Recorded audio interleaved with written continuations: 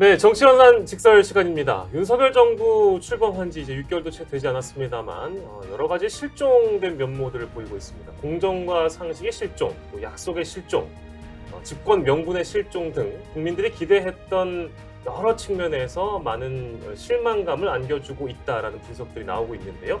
오늘 윤석열 정부를 위한 제안 또 조언을 하는 시간을 가져보려고 합니다. 윤석열 정부는 지금 어디로 가고 있는지 현 주소를 짚어보고 문제점에 대해서 좀 들여다보고 조언을 하는 시간 가져보도록 하겠습니다. 오늘 직설을 알려주실 분 최진봉 성공회대 교수 모셨습니다. 반갑습니다. 안녕하십니까? 예, 교수님. 예. 오랜만에 뵙겠습니다. 그래, 오랜만에. 임기 중에 초반이잖아요. 예, 그렇죠. 지금 6개월이 안 됐고 이런 상황에서 지지도도 40 가까이도 나오지 않는 그런 지지율이 나오고 있는 그런 상황이라서 가장 큰 문제점은 교수님께서 보시기에 어떤 게 있다고 먼저 거론해 주시겠어요? 뭐 가장 큰 문제점이라면 정책적 무능이 아닐까 이런 생각이 들어요. 정책적 무능. 네. 그러니까 왜 제가 이 말씀을 드리는 거냐면 사실은 대통령이 당선되고 그리고 이제 당선인 신분도 그렇고 당선인 신분 때도 정책적 부분들이 그렇게 도드라지게 드러난 게 없어요.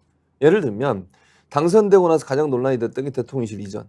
이 문제가 논란이 돼가지고 얼마나 힘들었습니까? 네. 그것 때문에 국민적 뭐 논란도 많았고 옮기는 이 많이 또는 얼마가 들어가니 이것 때문에 논란이 많았는데 대통령 취임하고 나서도 취임식에 누가 왔니?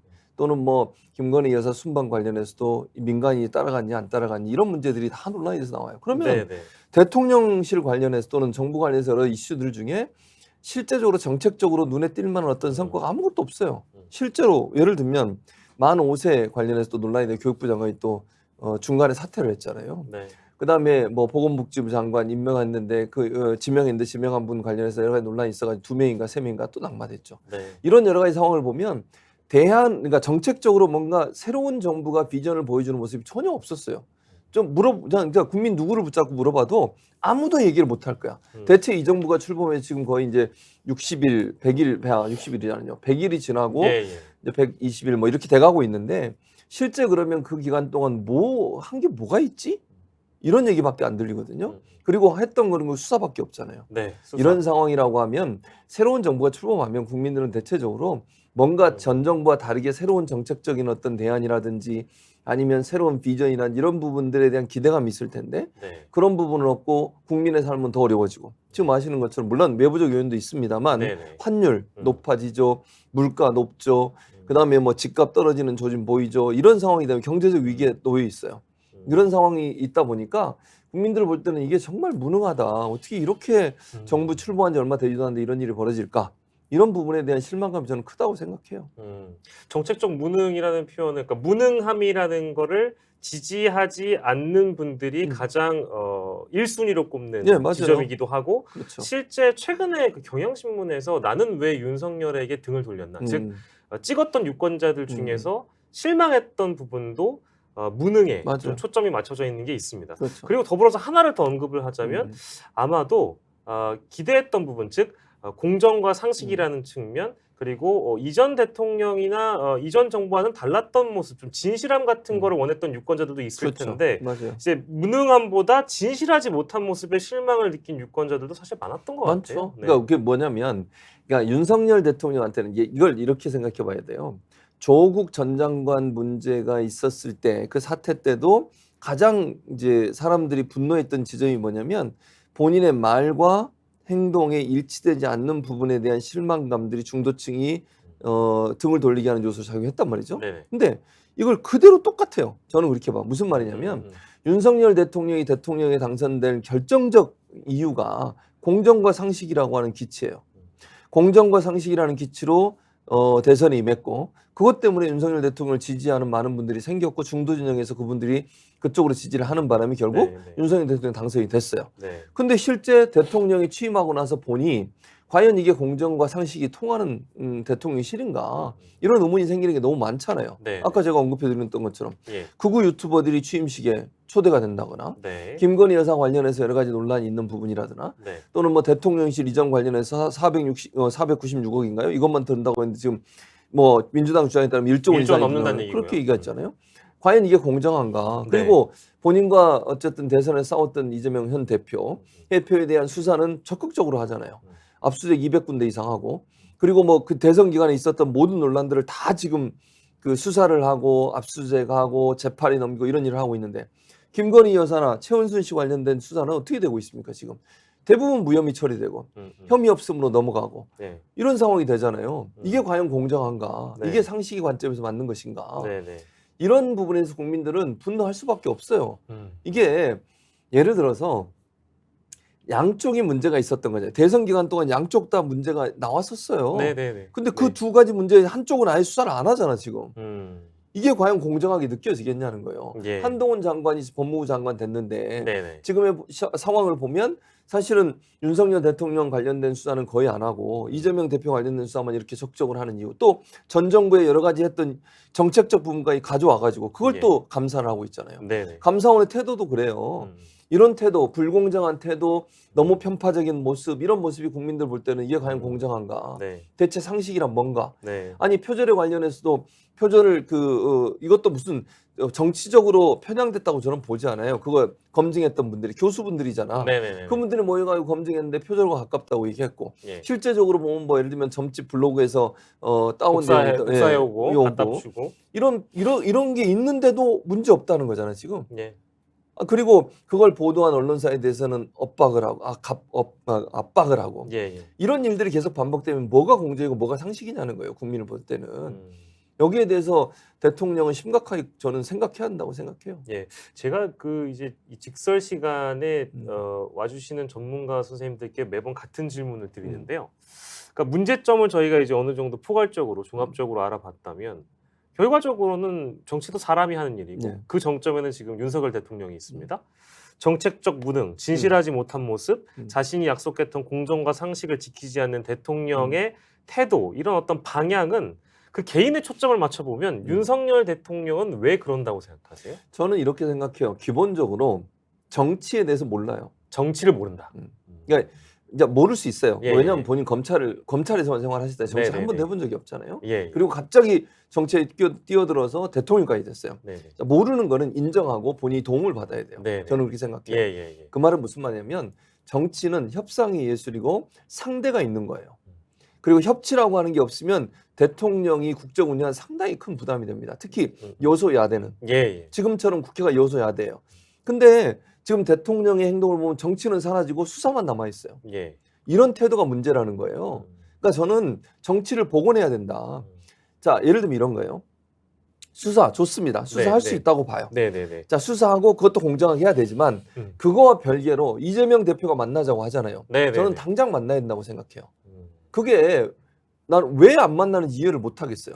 그러니까 예를 들면 예전의 정치인들 보세요. 정적이고 그렇게 막 욕을 해도 상대방을 비난해도 그리고 만나요.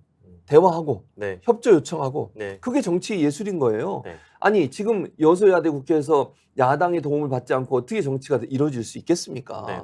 그러니까 저는 기본적으로 어떤 생각이 개인적으로 드냐면 윤석열 대통령이 정치를 무시하는 거 아닌가 하는 생각이 들어요. 그 말은 여의도 정치권을 완전히 무시하는 거다. 예. 저는 그렇게 보이거든요. 예. 그게 문제라는 거예요. 그러면 이런 식으로 계속 가면 정치는 실종이 되고요. 계속 강대강 대치로 가면서 수사라든지 아니면 뭐 법적인 대응이나 사법 처리란 이것만 남게 돼요. 예. 이게 과연 대통령이 할 수 있는 일인가? 검찰총장은 그럴 수 있어요. 예. 본인은 대통령이에요. 정치의 한복판에 와 있고 최정점에 와 있는 사람이에요. 문제 해결을 정치적 방안으로 풀어야지 수사를 풀겠다고 하는 것이 과연 맞는 것인가? 네. 국민이 불안해할 수밖에 없어요. 그리고 또 하나는 뭐냐면 저는 이렇게 생각해. 대통령이 본인이 생각하는 생각이 잘못될 수 있다는 것도 스스로 인정할 필요가 있다. 그러니까 물론 자 제가 예를 들어 대통령실의 구체적인 내용을 잘 모르니까 예, 예. 제가 이것도 개인적으로 그냥 판단해 보는 거예요. 예, 예. 지금까지 행동을 보면 예를 들면 가장 대표적인 예가 바이든과 날리면이에요. 그거 뭐 다시 뭐 온 국민이 다 아시는 내용이잖아요. 네, 네, 네. 만약에 정말 대통령이 그 부분에 대해서 본인이 한 얘기잖아요. 네. 그걸 뭐 본인이 알지 누가 알겠어요. 발언의 주체가 대통령인데. 그렇죠. 뭐. 그리고 영상은 남아 있어요. 예. 영상이 없는 것도 아니고 네. 많은 사람이 바이든 들린다고 그래. 근데 14시간 뭐 그분들 주장은 13시간이라고 하니까 뭐 13시간이라고 이렇게 할게요. 13시간 지나서 나오는 해명이 날리면이라는 거예요. 납득 가능하냐고요. 저는 그래서 이게 과연 대통령이 이렇게 얘기하지 않았으면 과연 밑에서 이렇게 주장을 했었을까? 개인적인 생각이에요. 네. 분명히 제가 말씀드렸습니다. 네. 그랬으리라고 보기가 어렵다는 거예요. 음. 근데 저는 황당한 게 뭐냐면 이렇게 해도 넘어갈 수 있다고 생각하는 게 너무 황당해요. 국민들이 그렇게 얘기하면 믿겠지. 네. 이렇게 뭐 우리가 밀어붙이면 되겠지. 예. 나중에는 뭐라고까지 얘기해서 이 XX도 발언한지 할 기억이 안 난대요. 네네. 진짜 내가 뭐 이제 더 심한 말을 하고 싶지만 네네. 방송이니까. 예, 근데 저는 그렇게 해서 넘어갈 수 있는 문제가 아니에요. 이 문제는. 그것 때문에 문제가 더 커지는 거거든요. 예. 자, 정치인도 실수할 수 있어요. 바이든도 2번이나 욕설해가지고 사과했습니다. 아, 그렇죠. 네. 그러면 사과하면 뭐라고 안 그래요? 아니 뭐 화가 나서 얘기할 수 있지. 예. 물론 그 순간에 잠깐 비판은 받을 수 있어요. 근데 그걸 넘어가는 방식이 그냥 내가 주장하는 대로 나는 안 했어. 나는 이렇게 얘기한 거야. 이래서 안 믿어? 그럼 너희가 조작한 거야. 너희가 잘못 들은 거야. 이렇게 윽박지른 듯이 해서 넘어갈 수 있는 사안이라고 생각하는 게 너무 이해가 안 된다는 거예요. 정말. 그 방법을 본인들 스스로는 그러니까 이제 대통령 본인도 그렇고 대통령과 정치를 함께하고 있는 대통령실의 참모나 내지는 정부 여당을 다 포함해서요. 대통령과 이제 한 배를 탔다고 생각하는 분들께서는 아까 이제 교수님께서 말씀해 주신 대로 이게 지금 뭐 내가 인정하지 않아도 이거 잘 넘어갈 수 있겠지라고 생각하는 어떤 해법이 있지 않을까요? 그들만의 해법이랄까요? 제가 볼 때는 해법이라기보다 네. 저는 해법이라고 보지 않아요. 왜냐하면 상식적인 선에서 생각해 보면 네. 이거는 이렇게 넘어갈 수 없는 사안이에요. 상식적인 선에서 생각해 보면 그렇죠, 그렇죠. 증거가 있으니까. 예를 들어서 네네. 영상이 없는 상태에서 누군가가 전에 들어가지고 기사를 썼으면 그렇게 할 수 있어요. 네. 그러면 증거가 없으니까. 네. 근데 명확한 증거가 있는 상황이고 온 국민이 다 봤어요. 그거를 이렇게 해서 넘어갈 수 있다 생각하는 것은 저는 지극히 비상식적이에요. 그래서 저희가 그래서 아까 연장선에서 말씀을 드려보면 대통령의 어떤 뭐랄까요 결단이랄까요? 뭐 좋게 얘기하면 네네네. 또는 판단이 아니면 이렇게 얘기할 수 없다는 거지. 분명히 일반 참모진들은 그렇게 얘기하는 것을 주장하지 않았을 수도 있다고 봐요, 저는. 예. 왜냐하면 상식적인 선에서 홍보를 담당하는 사람이 얘기한다면 이렇게 얘기할 수 없어요. 차라리 인정하고 예, 예. 사과하고 넘어갑시다. 네네. 그리고 순간적으로 그런 얘기가 나온 것에도 대국민 사과하고 넘어가면 될 것 같습니다. 이렇게 조언하는 게 맞아요. 예. 그게 위기관리 매뉴얼이고요. 그렇죠, 그렇죠. 근데 그렇게 안 했다는 것은 대통령의 고집이다. 네. 저는 그렇게 보인다는 거예요. 그게 네. 위험하다는 거예요. 그러니까 정치가 실종됐다. 네. 두 번째는 대통령의 고집이 너무 세다. 근데 물론 여기서 또 하나 우리가 생각해 봐야 될 지점은 있어요. 그게 대통령 혼자의 판단일까 하는 부분에 대해서. 자, 우리가 물론 대통령의 판단과 연관돼서 세간에서 들리는 여러 가지 얘기들 있잖아요. 자, 이게 참모진들만의 얘기가 달까? 여기에 대한 의문들이 생기는 이유가 뭐겠습니까? 그럼 또 다른 어떤 영향력 있는 누군가가 대통령에게 뭔가를 조언을 얘기했어요. 하거나 그렇지. 방향을 그럴 수 있다- 제시하거나 그럴 수 있다는 거죠. 그게 뭐 확인되지 않아 제가 뭐 어떻게 말씀을 못 드리겠어요. 그런데 예. 국민들은 그렇게 의심을 하는 거예요. 왜냐? 그렇게 어찌 보면 고집스럽게 상식적이지 않은 비상식적인 방법을 통해서 문제를 넘어가려고 한다는 것은 특정한 어떤 경도된 어떤 생각과 사상을 갖고 있지 않으면 그런 얘기 할 수 없다는 거예요. 예. 정치에 오래 있었던 예를 들면 참모들이라면 예. 그렇게 조언하는 것은 그건 정말 무너지는 거예요. 함께. 음. 그래서 제가 그래서 세간에서 떠도는 그런 얘기들 네. 믿고 싶지도 않고 예. 그렇게 돼서는 안 되는 일들이지만 예. 그런 얘기들이 어느 정도 설득력이 있다고 느껴지는 것은 이런 여러 가지 대통령실의 대응을 보면 예. 그 말이 나오는 게 전혀 이상하지가 않다는 거예요. 그렇습니다. 사태가 터지고 나서 수습을 하는 걸 보면 아무리 생각해도 이 지금 국면 자체가 굉장히 비상식적인데 이게 우리 스스로 설득이 되지 않다 보니까 어디에선가 뭐 단독 보도든 언론 보도든 모르겠어요. 요즘 이제 매체가 워낙에 많아져서 유튜브든 뭐 하늘에 구멍 뚫린 분 어떤 분께서 뭐 어떤 조언을 했다라든지 이런 설들이 그럴 수도 있겠다라고 싶은 지점들을 우리가 믿게끔 하잖아요. 그렇죠. 그렇게 안 믿으려면 상식적인 해명을 해주면 그렇지. 된다. 맞아요. 근데 그게 없다. 저는 그렇게 생각한다는 거죠. 그러니까 비상식적인 행동은 뭐 대통령실은 기분 나쁠 수 있지만 네네네. 세간의 국민들 민심에는 그게 퍼질 수밖에 없어요. 그렇게. 왜냐하면 아무리 생각해도 이해가 안 되는 거거든 이게. 예. 어느 정도 지금 이해가 되는 행동을 하면 뭐 그럴 수도 있겠네. 이렇게 생각되지만 도저히 이해가 안 되는 행동을 했을 때는 아 이거는 뭔가 다른 이유가 있지 않을까 하는 생각을 할 수밖에 없다는 거죠. 네. 그 의혹이 생기게 만드는 요소로 작용한다는 거예요. 저도 이제 그 측면에서 완전히 동의하고 특히 이제 음, 저희가 현안을 말씀하시다 보니까 짚을 수밖에 없는 얘기가 나와 있어서요. 예. 이건 뭐 사실 저희 녹화 시점 전후 뭐 시간이 지나가도 동일한 사례들이 계속 발생할 수 있다는 생각이 드는데 최근 들어서 또 김건희 여사의 비공식 행보, 네. 비공개 행보가 공개적으로 이제 알려지기 시작을 알려졌죠. 했고 그건 물론 예전에 우리가 사안별로 짚어봤던 여러 가지 비공개 일정 중에 뭐 어떤 사적 지인을 동행하거나 이제 그런 것들 이제 공식 일정을 비공개해서 취재가 불가능했기 때문에 정보 접근이 안 됐던 사안들 말고 지금 공개됐던 되는 것들은 좀 뭔가 좀 미담화돼 있는 맞아요. 그런 내용이긴 해요. 하지만 둘 다 같은 것은 김건희 여사가 또 재등장을 해서 전면적으로 뭔가 이제 국민들에게 홍보가 되고 있다. 그렇죠. 근데 그런 것도 보면 사실 좀 상식적이지 않은 차원의 접근들이 좀 많이 보여요. 미담이라고 하더라도 김건희 여사의 어떤 리스크라고 할까요? 네. 그런 것들은 여전히 상존하고 있다고 봐도 되겠습니까? 당연하죠. 저는 상존하고 있다고 봐요. 네. 그러니까 이제 김건희 여사가 요즘 이제 아까 말씀한 비공개 행사가 이제 사진으로 공개가 됐잖아요. 네네네. 그 전에 조용히 뭐 그러니까 공개적 활동을 안 하는 이유는 결국 비판받았기 때문이에요. 네. 그게 리스크가 된다고 봤기 때문에 예를 들면 해외 순방 과정에서 본인의 민간인 친구를 데리고 간다거나 또는 뭐 그 귀금속 이런 네네네. 부분들을 또 뭐 대회에서 갔다고 주장하고 그게 이제 법적으로도 문제가 되는 거거든요. 공직자가 재산 등록을 제대로 안 하면. 맞아요. 그리고 이제 그 또 미국이나 아니면 이곳에 가서 했던 여러 가지 행동들이 논란이 되고 있고 그러다 보니까 본인이 들어갔어요. 그건 정치적 판단이죠. 그건 어찌 보면.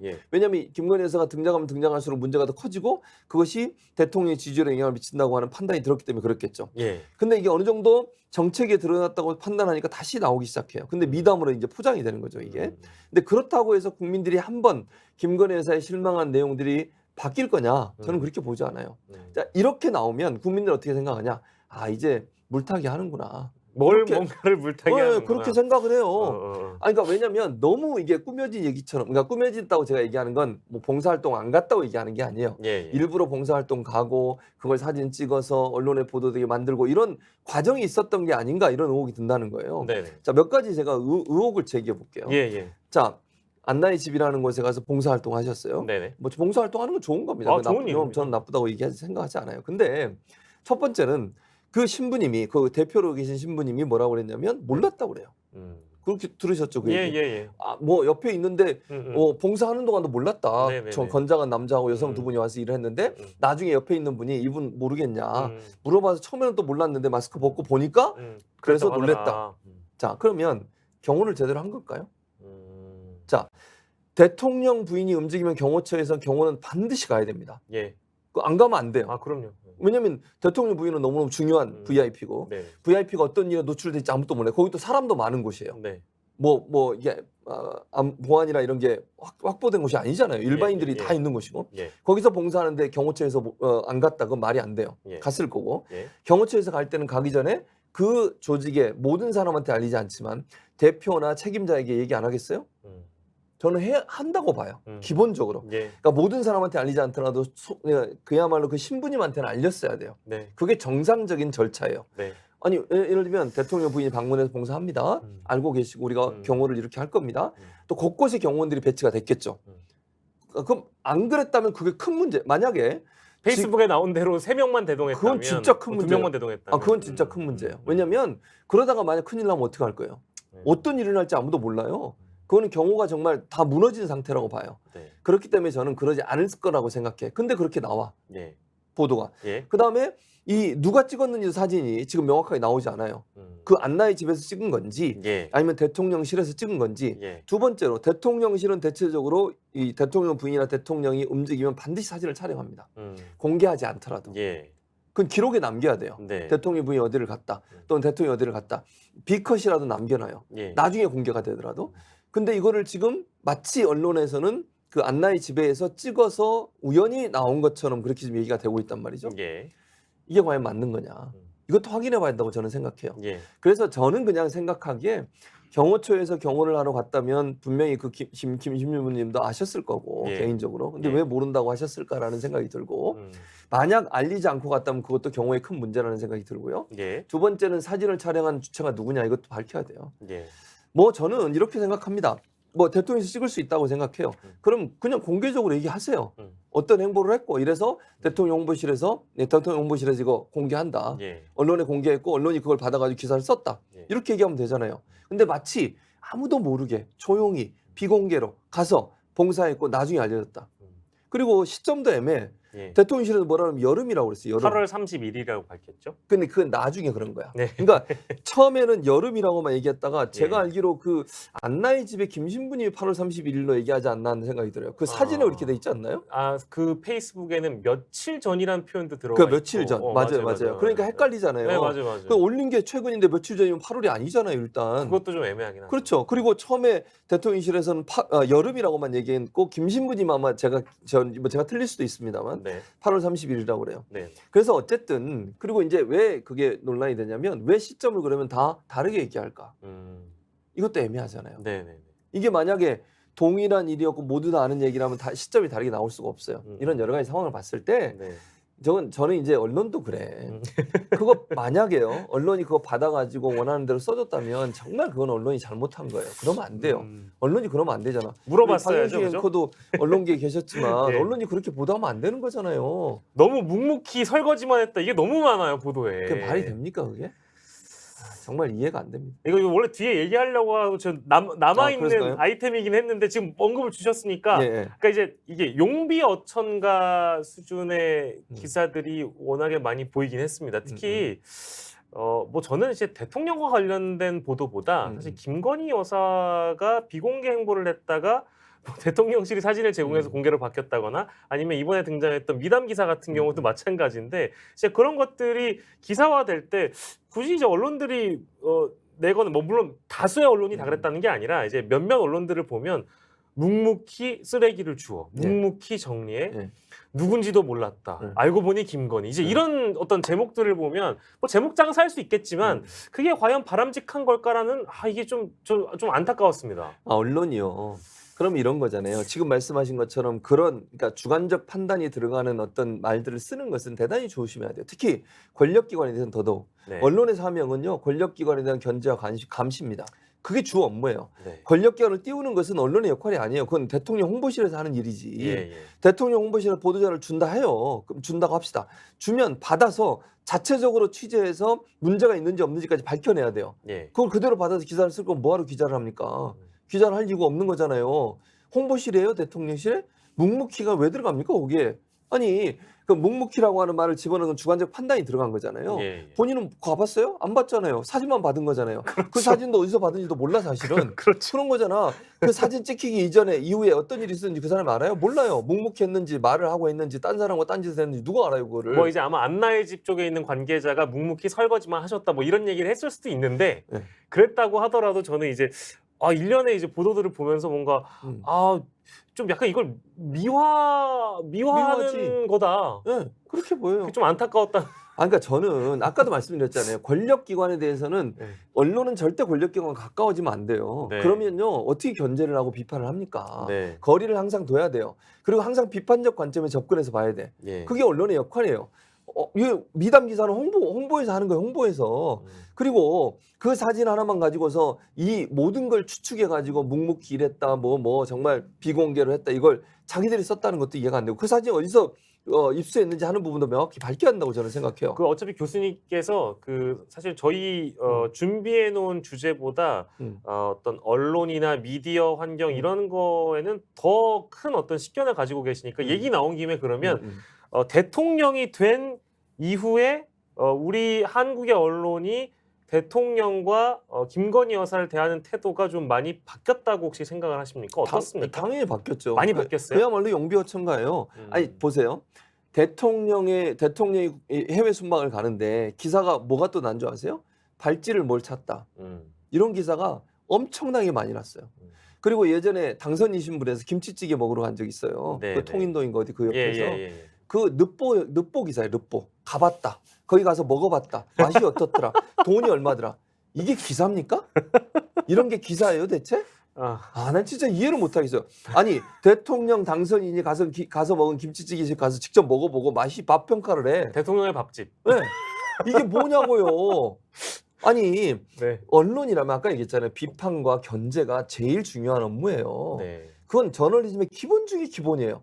제가 저뿐만 아니라 모든 언론학을 가르치는 선생님들이 교수들이 예. 그거 가르쳐요. 네. 환경 감시 기능, 견제와 감시, 비판 기능 이게 언론이 할 일이다. 네. 세금이 들어가서 운영되는 모든 조직이나 어떤 VIP 같은 사람들 이런 사람들 제대로 일하는지 감시하라고 언론을 만들어 놓은 건데 그 언론이 가서 열심히 그냥 칭찬만 하고 있어. 예. 그리고 비판적인 지점에 대해서 전혀 비판을 안 해요. 그냥 넘어가 묻고. 네. 이게 말이 되냐고요.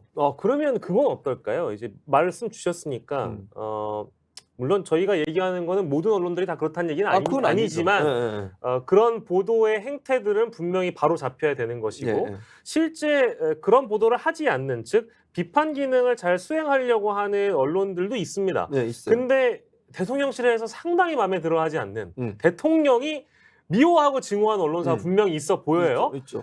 그래서 실제로 어떤 뭐 더탐사라는 그 시민 언론은 압수수색을 당하기도 했고 그렇죠. 지금 현재 알려지기로는 MBC와 YTN이 세무조사를 받고 있죠. 네. 근데 제가 기억하기로는 노무현 정부 당시에 노무현 대통령이 원래 이제 조선일보와 사이가 좋지 않았기 네, 때문에 뭐 뭐 패간 얘기도 많이 사실 후보실에도 했었고 정치인 때 많이 나는 조선일보와 전쟁을 하겠다 막 이런 대통령이었잖아요. 그런 의원이었잖아요. 근데 대통령 이후에 조선일보 세무조사 카드가 살짝 얘기가 흘러나왔는데 벌떼같이 모든 언론들이 언론을 탄압한다고 노 전 대통령을 공격했었단 말이에요. 네, 맞아요. 근데 지금 자신들의 동료인 YTN, MBC 세무조사 받잖아요.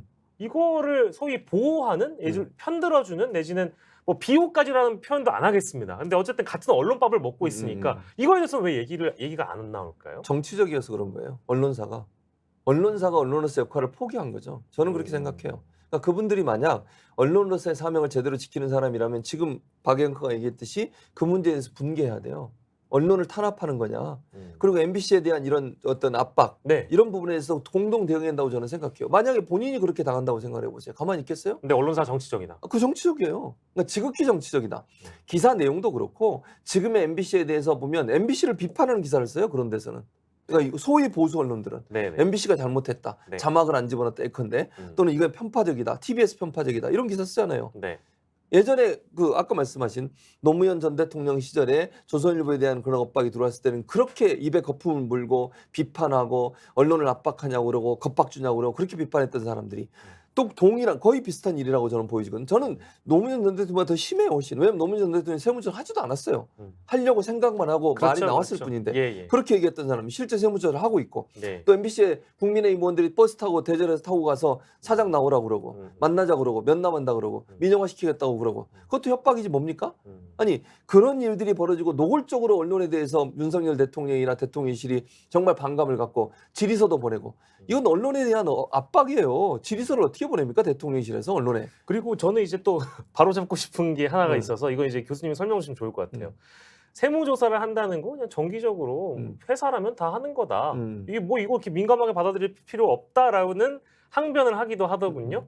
그건 맞는 얘기일까요? 맞지 않아요. 그러니까 세무조사를 정기적으로 하는데 왜 이 시점에서 그러면 그런 얘기가 나오죠. 그것도 두 개의 언론사. 그렇습니다. 그게 문제잖아요. 지금 두 개의 언론사 YTN 같은 경우 이제 민영화하려고 하고 있잖아요. 왜냐하면 그 한전 KND인가 KDN인가 KDI KDN 거기가 이제 주식을 갖고 있거든요. 그 주식을 이제 내놓겠다고까지 얘기를 했어요. 그렇다고 하면 이건 민영화 수준으로 간다고 볼 수밖에 없어요. 그렇게 하는 YTN을 길들이게 하는 거 아니냐. 또 하나 MBC 같은 경우에도 지금 세무서를 통해서 그렇지 않아도 세무서뿐만 아니라 일부 뭐 서울시 원인가가 고발한 것 같은데 제가 알기로는 그래요. MBC에 대해서 뭐 고발까지 했다고 하는데 이런 압박이 들어간다고 하는 것은 결국 MBC나 YTN에 대한 반감이 있다고 하는 거예요. 그걸 노골적으로 보여주는 것이고요. 대놓고 이렇게 저는 이렇게 생각합니다. 만약에 그런 생각이 없다면 일부라도 피해야 된다고 생각해요. 지금 이 시점에서는. 아니 MBC에 대해서 그렇게 국민의힘도 압박하죠. 그다음에 TBS에서 서울시 의회도 압박하죠. 그리고 대통령실까지 질의서 보내죠. 이런 상황이 세무조사까지 들어가 봐. 이거는 대통령실과 연관이 없다고 누가 생각하겠어요.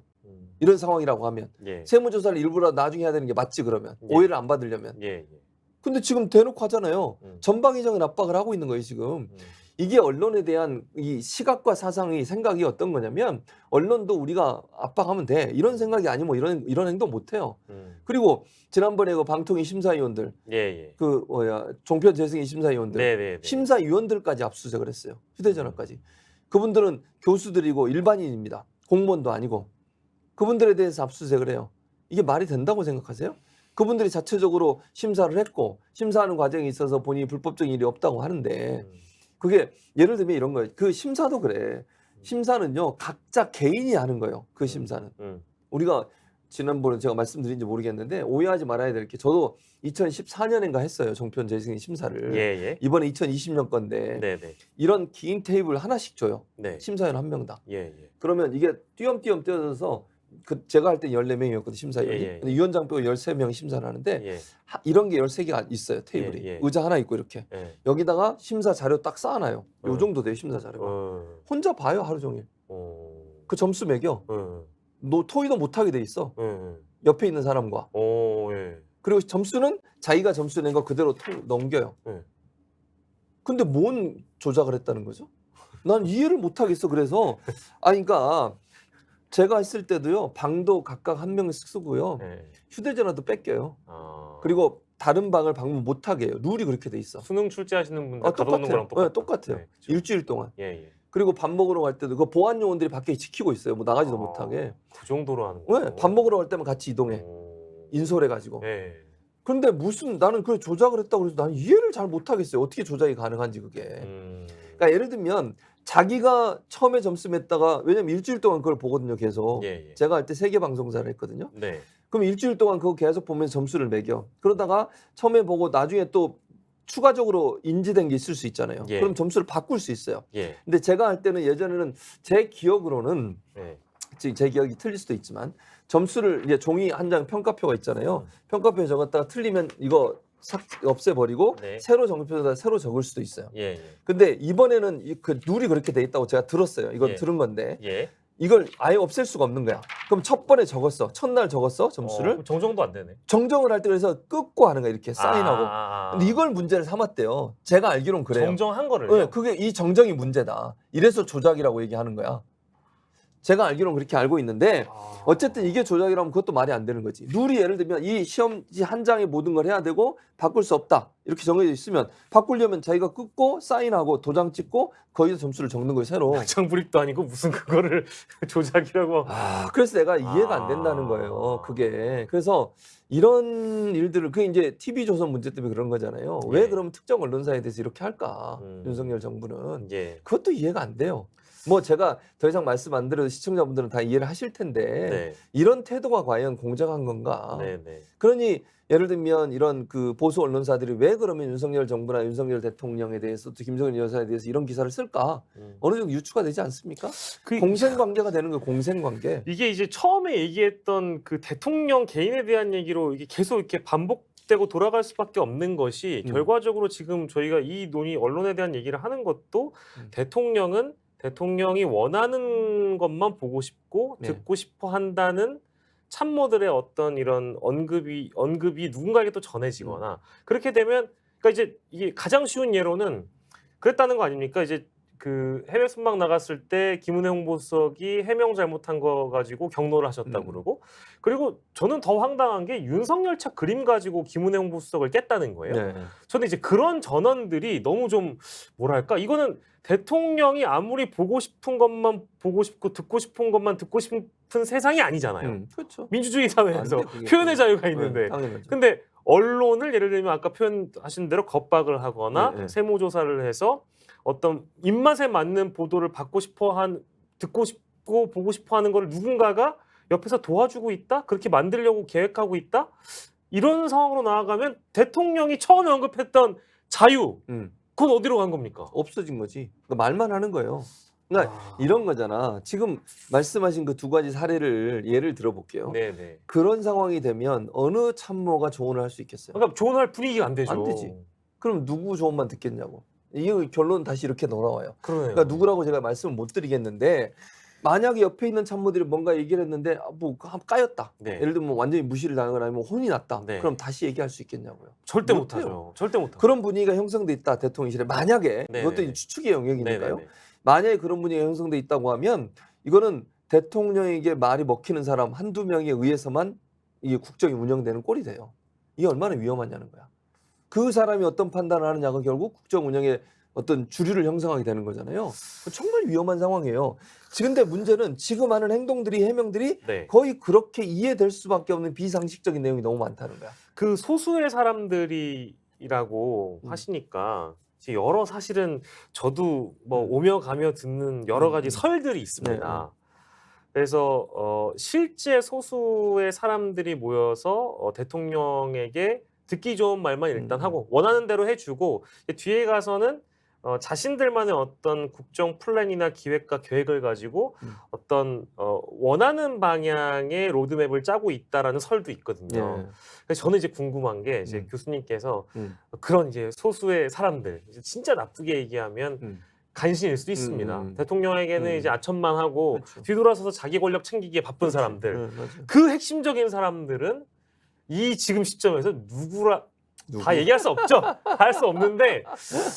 근데 누구라고 얘기 안 하더라도 이렇게는 얘기할 수 있을 것 같아요. 예, 지금 예. 이제 박앵커도 조심스럽게 얘기하시는데 네. 자 이렇게 얘기해볼게요. 정치 밖에 있는 사람 거론 안 하겠습니다. 이제 여러분 시청자 여러분도 다 하실 거예요. 네. 정치 밖에 있는 이제 강력한 예를 들면 뭐 김건희 여사가 늘 옆에 계시니까 저는 영향력을 행사할 수 있다고 봐요. 네. 충분히 그럴 수 있는 분이라고 보고요. 네네. 어떤 영향을 행사하는지 모르겠지만 네. 옆에 늘 계시는 분이잖아요. 뭐 한마디 하실 수 있는 거잖아. 네네. 현안에 대해서 식사하시면 두 분이 얘기 나눌 수도 있고 이러다 뭐 얘기할 수 있고 그게 또 받아들여질 수도 있고 또 이제 또 한 분에 대해서는 제가 얘기 안 하고요. 네. 다만 정치적으로 소위 윤핵관으로 분리되는 분들 네네. 그분들의 발언을 한번 보세요. 네네. 자 권성동 지금 이제 전 원내대표가 됐죠. 예, 예. 이분 발언 보면요 이게 도를 넘어서요. 정진석 비대위원장 발언 보셨죠. 네네. 문재인 대통령을 김일성주의자라고 생각하는 사람이 김문수뿐이겠냐. 네네. 이렇게 얘기해요. 거의 이제 반공으로 가고 있어요, 네. 이제. 이게 이런 얘기를 할 수 있다는 것은 아, 그런 분들이 결국은 보호해 주는 거잖아. 윤석열 대통령이 어떤 행동을 해도 예를 들면 김문수 위원장 같은 그런 사람을 임명해도 보호를 해야 돼. 예. 이런 분들이 있기 때문에 윤석열 대통령이 그렇게 가는 거예요. 이런 사람들이 결국은 윤석열 대통령을 망치는 거라고. 저는 국정을 망치는 거라고 생각해. 예. 잘못된 행동을 했을 때 그걸 지적하고 네. 바로 잡으라고 얘기하고. 특히 두 사람은 무슨 대통령실에 근무하는 것도 아니잖아요. 국회의원들이잖아. 네. 그러면은 직원을 해야지. 예. 아니 국회의원들이 왜 대통령 눈치를 보는 거예요? 뭐 때문에 대체? 그리고 그게 공멸이에요, 공멸. 저는 그렇게 봐요. 총선도 얼마 안 남았는데 이렇게 하다가 국민의힘까지 망해요. 아니 국민의힘의 의원들이 정말 제대로 얘기 안 해서 대통령의 지지율이 계속 이렇게 가보세요. 예. 총선에서 어떻게 되겠어요? 공천을 받기 위한 뭐 밑작업이라고 그러겠지. 이해를 하더라도 이거는 뭔가 정치인들이 할 수 있는 금도를 넘어선 발언들 최근 들어 너무 많은 것 같아요. 그렇죠. 그러니까 사실은 보세요. 그 뭐 한일 관계 논란이 되니까 한일 연합 뭐 군사 훈련 때문에 논란이 되니까 신민 상황과 연관된 발언을 하셨어요. 네. 정진석 비대위원장이. 네네. 그리고 뭐 우리가 조선이 싸운 적 있냐 이렇게까지 얘기를 했죠. 예. 그리고 그 조선 내부의 문제 때문에 망한 거지 네. 이렇게 얘기했단 말이에요. 그게 신민 상황과 뭐가 달라요? 그런 얘기를 서슴없이 해요. 그리고 문재인 전 대통령을 김일성주의자라고 얘기하고 이 소위 그 경산호 위원장 네네네, 김문수 그분 김문수. 같은 경우에는 총살감이다 이런 얘기까지 해요. 이런 그리고 또 권성동 원내대표도 보면 말이 상당히 거칠어요. 그러니까 일반 정치적인 언어가 아니라 상당히 자극적이고 그 우적 성향의 사람들이 좋아할 만한 발언들을 맞습니다. 하고 있잖아요. 맞습니다. 네네. 그게 결국 윤석열 대통령 보호하려는 의지예요. 그게 근데 그래서 저는 윤석열 대통령이 이 사람들만 보고 정치를 하니까 문제라고 얘기하는 거예요. 자기한테 정말 쓴소리라도 좋은 얘기, 정치적으로 풀을 수 있는 문제 이런 얘기에 대한 조언을 하는 사람들을 물리치고 그 사람들은 멀리하고 네. 그런 얘기 한 사람만 가까이 하면 어떻게 되겠어요. 소위 아까 인해장막이라고 얘기했던 예. 그러니까 외부적인 사람을 제외하더라도 내부적으로도 본인한테 끝까지 본인을 사수하기 위해서 그냥 거친 언어도 극우적 표현도 그냥 서슴없이 하는 사람 이런 사람들의 뭐 그런 사람들만 가지고서 정치를 하겠다고 하면 이거는 정말 같이 망하는 거예요. 저는 그래도 조금이라도 바뀔 수 있는 희망을 가지고 저희 시간을 항상 이끌어가고 싶다는 생각이 드는데 지금 이제 교수님의 말씀을 또 들어보니까 사실 참모들은 제 목을 쳐주십시오, 통촉하여 주십시오 할 만한 참모들도 일단 보이지가 않는 상황이고 대통령실이 그렇다고 하더라도 국회 차원에서 즉 집권 여당이 여당의 핵심이나 이제 중진들이 실제 정치 경험들이 많은 이분들이 기존의 정치 문법을 가지고 실종되어 있는 정치를 복원하는 역할을 해줘야 되는데 그렇죠. 그것마저 지금 없고 안 되는 거죠. 오히려 더 이제 뭔가 네. 극우나 반공 입장에서 네, 더 북돋아주는 네. 듣고 싶은 얘기를 해주는 상황이라면 지금의 국면은 절대로 바뀌지 않는 국면으로 나아갈 가능성이 크잖아요. 특히 우리는 지금 민생도 급하고 경제 문제도 그렇죠. 심각하고 안보 위기라는 이제 측면이 있는데 예. 그럼 야당과 협치 안 하고 그럼 뭐 여가부 폐지 같은 경우에는 야당의 도움 없이는 통과도 안 될 거고 그럼 뭘 어떻게 하겠다는 겁니까, 교수님? 제가 볼 때는 자기를 지지하는 20% 30%그 예. 정도만 끌고 가도 된다고 그럼 생각하는 거예요. 승산이 있나요? 승산이 없죠. 근데 일단 대통령 입장에서 생각해 볼게요. 선거 또 나가요? 본인? 뭐 마지막이죠. 마지막 정치는. 끝이에요. 그러니까 네. 5년 하면 돼. 자기는 5년 하면 되는 거야. 나 좋아하는 국민만 바라보고 가겠다. 그러니까 뭐 내가 싫어하는 거 뭐 오케이. 뭐 마음대로 해. 뭐 그래. 나는 내 방식대로 할 거야. 왜? 나는 5년 하고 가면 되니까. 네. 그런 생각을 갖고 있을 수 있다고 저는 생각해요. 네. 그러니까 눈치 안 보는 거지. 근데 이제 잘 보세요. 국민의힘은 달라요. 거기에 저는 일정 부분 총선을 앞두고 있다는 시점, 네. 이 시점이 아주 이제 특이한 상황을 만들어낼 거라. 왜 유승민 의원이 전 의원이 그렇게 나서서 얘기할까요? 여당 내부 균열의 움직임이 생기면 왜냐하면 총선 앞두고서는요 국회의원 출마하는 사람들은 현직 국회의원들 국민의힘에 예. 자기 당선이 중요해. 네. 그때는 대통령이 중요한 게 아니에요. 네. 자, 이 정도의 지지율이 총선 때까지 계속 간다는 가정을 해보면 네. 과연 대통령과 같이 찍은 사진을 내걸까요? 그분들이? 못 걸죠. 안 걸죠. 30 언더는 못 걸죠. 안 원래. 걸죠. 네. 거기에다가 제가 볼 땐 빨간색도 벗을 가능성이 있어요. 잠바를. 제가 점퍼를 하얀색으로 바꿀 것 같아. 아, 그런 경우 무소속이 있었잖아요. 하얀색. 무소속이 하얀색. 예전에 그런 경우 많았어요. 아, 예, 알고 있습니다. 네. 예, 맞아요. 자 보세요. 그러면 그때부터는 아. 비판 제기가 나올 수 있어요. 아하. 그래서 예. 지금 시점은 아직은 보는 거야. 관망을 하는 거예요. 네. 공천 받아야 돼 일단. 예. 그다음 두 번째는 지지율이 혹시나 반등하지 않을까 이런 생각을 하는 것 같아요. 예. 그러니까 그 기회를 보고 있는 거예요 지금. 근데 이게 한 이제 올해 말 내년 초 되고 뭐 이랬는데도 똑같다. 네네. 또 문제 막 발생하고 김건희 여사 관련된 뭐 논란 나오고 만약 이런 상황이 되잖아요. 네. 그때부터는 조금씩 얘기가 나올 거예요. 그래서 당대표 선거도 일정 부분 저는 분수령이 될 거라고 봐요. 네. 지난번에 이용호 의원이 40%를 가져갔어요. 기억나시죠? 예, 원내대표 제 뽑는 선거에서. 네. 그런 결과에 대해서 국민의힘이 놀래야 돼요. 근데 안 놀라는 것 같은데요. 그러니까 제가 볼 때 근데 그 이용호를 찍었던 사람들 생각해봐. 그렇죠. 말은 안 하지만 이건 아니다. 이 얘기잖아요. 예. 그러니까 그분을 찍었을 거 아니야. 그렇겠죠. 그분들이 있다니까요. 그러니까 이게 지금은 목소리를 안 내. 공천. 예. 또 총선 앞두고서 당협위원장 지금 조광특위 뭐 당무 감사한다는 거 아닙니까? 그렇잖아요. 그런 상황에서 본인이 이제 당협위원장 쫓겨나면 안 되니까. 예. 근데 그게 다 결정되고 난 뒤에 총선체에 딱 들어가잖아요. 네. 그때부터는 상황이 바뀔 수 있다. 그래서 대표도 어찌 보면 저는 친윤이 안 될 가능성도 있다고 생각해요. 개인적으로.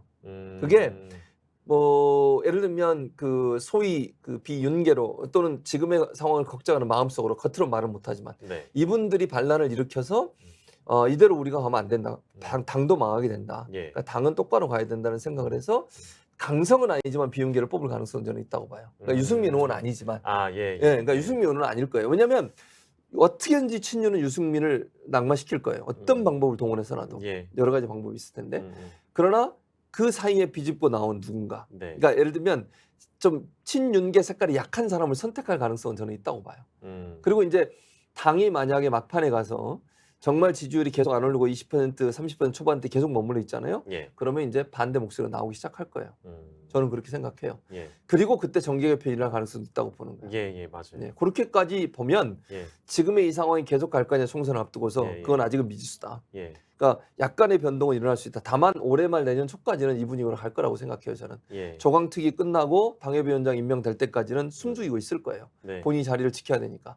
그러나 그게 결정되고 나면 그 다음부터는 또 다른 어떤 목소리가 나올 가능성이 있다고 봅니다. 대통령이 그 최근에 또 경로하신 지점이 오늘 그 YTN의 어떤 그 전목에서 그 얘기를 하시던데 본인의 휴민트에게서 들으셨다고. 정진석 비대위원장이 당무감사해가지고 당협위원장을 교체하는 걸 왜 본인이 하느냐. 새로운 당대표가 당협위원장, 그러니까 이제 그 대통령실이나 윤심이 반영될 수 있는 당협위원장이 와야 되는 게 맞는데 왜 정진석 당신이 그런 권한을 행사하느냐고 대통령께서 경로하셨다는 얘기 또 있다고 하는데. 만약 그게 사실이면 진짜 문제가 심각한 거예요. 대통령이 그럼 당을 다 좌지우지하겠다는 거잖아요. 당무개혁 안 하신다고 했는데. 그 말이 안 돼요. 아 그리고 대통령이 개입하면 안 돼. 국민의힘 무슨 대통령 뭐 당이에요? 네. 그 국민의힘도 그걸 받아들이면 안 돼요 절대로. 네. 네. 그러니까 대통령께서 그런 생각과 사상을 갖고 있는 것 자체를 바꾸셔야 돼요. 그렇지 않으면 제가 볼 때 국민의힘 같이 망해요. 그 국민의힘 의원들이 이 부분은 명확하게 해야 되는 선을 긋고 예. 대통령이 더 이상 관여하지 마십시오. 음. 왜냐하면 이제 이런 얘기도 있잖아요. 이게 여의도판에 떠도는 얘기 중에는 검사들 출신들을 많이 영입을 해가지고 예. 인물 교체를 하려고 한다는 얘기까지 나오고 있어요. 네네네. 그럼 현직에 있는 사람이라 열심히 지역에서 당을 위해서 열심히 일했던 사람 가만히 있겠어요? 반발이 안 생기겠냐고요. 그렇죠. 생겨요. 두고 네. 보세요. 네. 균열이 또 어떻게 또 나오게 되는지는 저희가 지켜봐야 될 일이고요. 저희가 다양한 얘기 해봤습니다만 오늘은 윤 정부 어디로 가고 있는가, 여당의 상황까지 저희가 좀 짚어보고 전망까지 해봤는데요. 다음 이 시간에는 우리 최진봉 교수님 또 모시고 예. 민주당에 대한 얘기도 해야죠. 시간을 내서 민주당. 또 해볼 얘기하죠. 수 있으면 좋을 것 같습니다. 예. 자, 오늘 이 시간은 여기서 마무리하도록 하겠습니다. 교수님 고맙습니다. 감사합니다. 네, 정치 현안 직설 시간이었습니다. 저희는 다음 이 시간에도 더 유익한 주제를 가지고 다시 돌아오겠습니다. 여러분 고맙습니다.